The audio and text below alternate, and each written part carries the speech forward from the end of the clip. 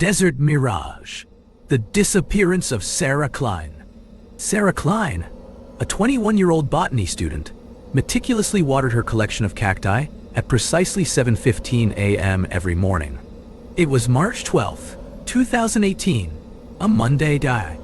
Her spring break was looming, a solo camping trip to Joshua Tree National Park, a chance to study the rare succulents blooming after the recent rains. As she adjusted a tiny tag on a particularly prickly cereus, a text message from her mother popped up. "Be careful out there, sweetie." She smiled wryly, replying, "Always am." That morning, she decided on a whim to grab coffee at the new drive-thru on the edge of town. Something she rarely did, preferring her own meticulously brewed French press.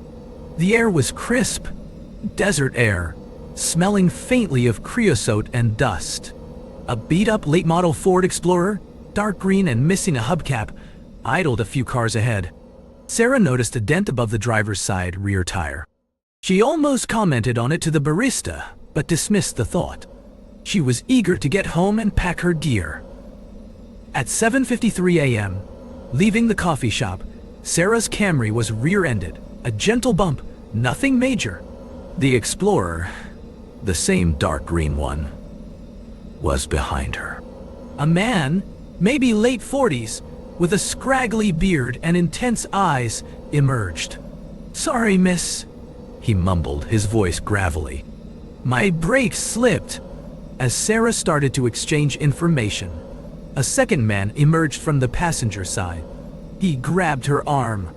Sarah screamed, pulling away, but he was too strong. The first man joined in, and within seconds, they had forced her into the back of the Explorer. She kicked and fought, but a cloth, smelling overwhelmingly of ether, was pressed over her mouth.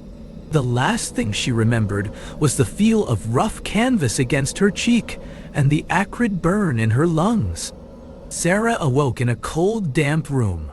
The air hung thick with the stench of mildew and something metallic. Her hands were bound, and a single bare bulb illuminated a dirt floor. Days blurred into weeks. She was fed irregularly, watery soup and stale bread. Her captors, members of a fringe religious cult called the Children of the New Eden, believed Sarah was chosen to purify their lineage. The cult leader, a gaunt man named Elijah, preached sermons about the corrupting influence of the outside world, his voice rising in a fevered pitch. He spoke of cleansing rituals and sacrifices for the greater good.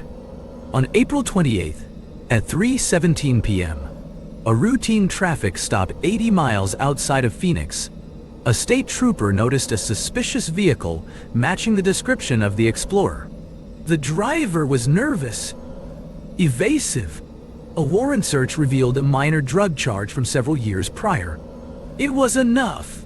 At the New Eden compound, a dilapidated ranch house hidden in the desolate Arizona desert, authorities discovered a makeshift altar adorned with bizarre symbols and several blood-stained robes.